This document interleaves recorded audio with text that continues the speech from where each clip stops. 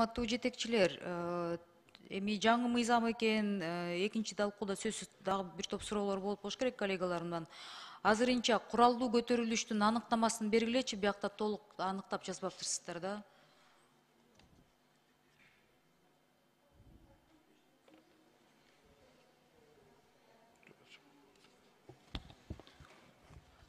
Урматтуу Элвира Жагылбековна, куралдуу козголоң 329 кылмыш жаза кодексинде көрсөтүлгөн.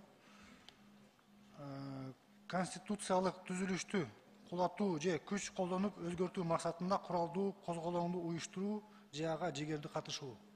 Рахмат. Урматтуу жетекчи, 5 октябрь 2020 жылы, сиздер билесиздер, акта мен да жүргөм да. Ошондо эмне болду бул? Революция болдубу? Куралдуу көтөрүлүш болдубу? Аныктамасын берип коесуздарбы укук коргоо органдары катары? Сиздин жеке пикириңиз мага аябай кызыктуу болуп атат да. Бул боюнча деген кылмыш иши козголгон, ошо кылмыш ишин калкаганда бир топ тергөө амалдары. Кылмыш иши боюнча ошакта жүргөндөрдүн жартысы куралдуу көтөрүлүштү уюштурушкан деп бекитилген, туурабы? Мен биякта отурам.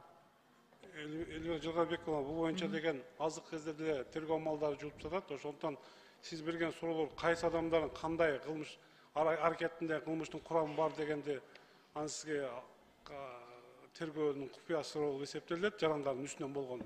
Сиздин өзүңүз боюнча иш аракеттериңиз боюнча тергөө боюнча кандай чаралар көрүлгөн, кандай жыйынтык чыгарылган, аны кагаз түрүндө сизге берели. Рахмат.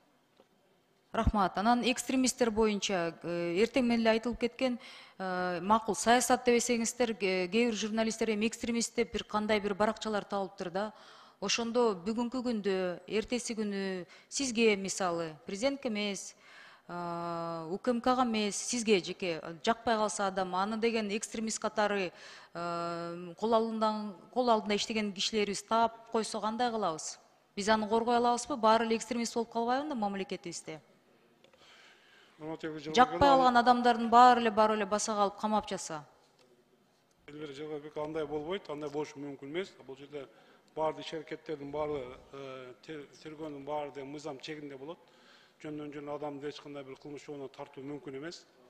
Муну иш аракеттердин баары аныкталып, тергөө жүргөндөн кийин, экспертиза чыккандан кийин гана жыйынтык чыгарылып, айып коюлуп, андан кийин кылмыш жообуна тартылат. Рахмат. Рахмат. Урматтуу жетекчилер, мен түшүнөм, мамлекет күчтүү болуш керек. Мамлекет өз ишин аткарыш керек. Түшүнүп жатам. Бирок ошол эле учурда такыр эле президентти, жетекчиликти дракон кылып салбаңыздар. Аягында залакасы өзүңүздөргө тиет деп ойлойм. Поэтому мен урматтуу юристтерге кайрылат элем. Мыйзамдар жазып атканда ойлонуңуздар, келечекте ойлонуңуздар. Ортодо деген сөздүн баары сиздерге тийип жатат. Анан бир жума мурда сабылып кеткен тиги журналистти таппай туруп, бир жумада таппаган, ошону сиз тапсаңыздар болмок да. Көп сөз болуп кетет аягында. Бүт саясатка келип такалып, бүсү жакта адамдардын баарына эми бул шылтоо эмес да, бул мындай себеп менен барып туруп экстремист кылып камаган туура эмес деп ойлойм да.